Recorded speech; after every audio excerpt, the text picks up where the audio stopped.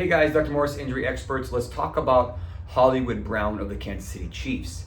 Now, earlier in preseason, he was on the field. He caught a pass from Mahomes.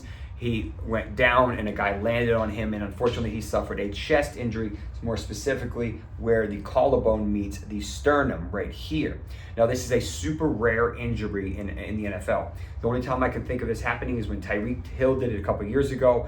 He likely had a mild version of this and he missed 2 games and came back. Now, we assumed that Hollywood Brown would fit in the same timeline, and he missed week 1 as expected, and then we were expecting him to return in week 2.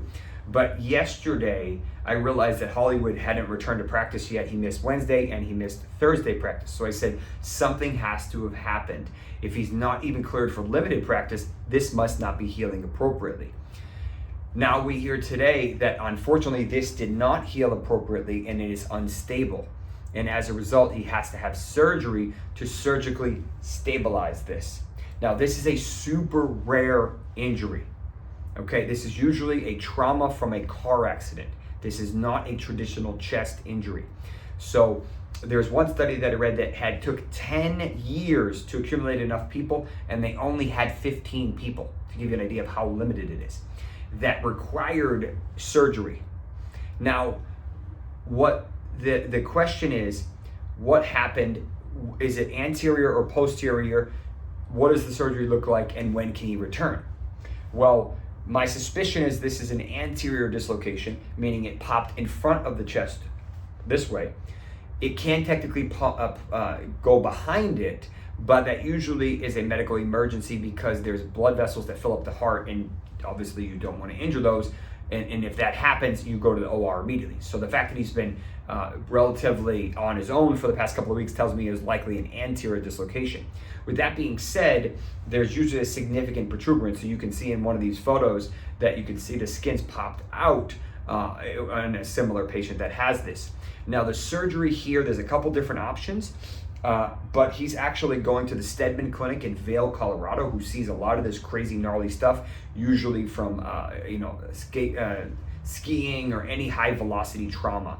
Dr. Millett, I believe, is doing it, and what they're going to do is they're going to cut this open, they're going to pop this open, and then they're going to put a metal plate, looks like this, on the chest.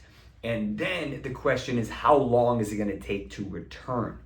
So I cannot find any good return to play data because of how rare this injury is and this surgery is. I would not be surprised if he misses the rest of the regular season. Would not surprise me at all. Realistically, it's probably going to take at least a month for this to start to heal, and then he's going to have to do rehab and so on and so forth. So I think from a fantasy perspective, it's safe to drop him.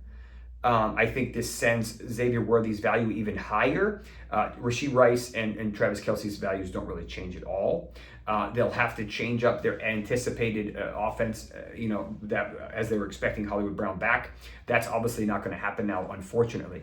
But realistically, an SC dislocation anteriorly that's requiring surgery is probably going to keep Hollywood Brown out realistically until November and probably December. Assuming they make the playoffs and he's healthy, then he would probably be able to return sometime in December or maybe January, just depending on how he's doing.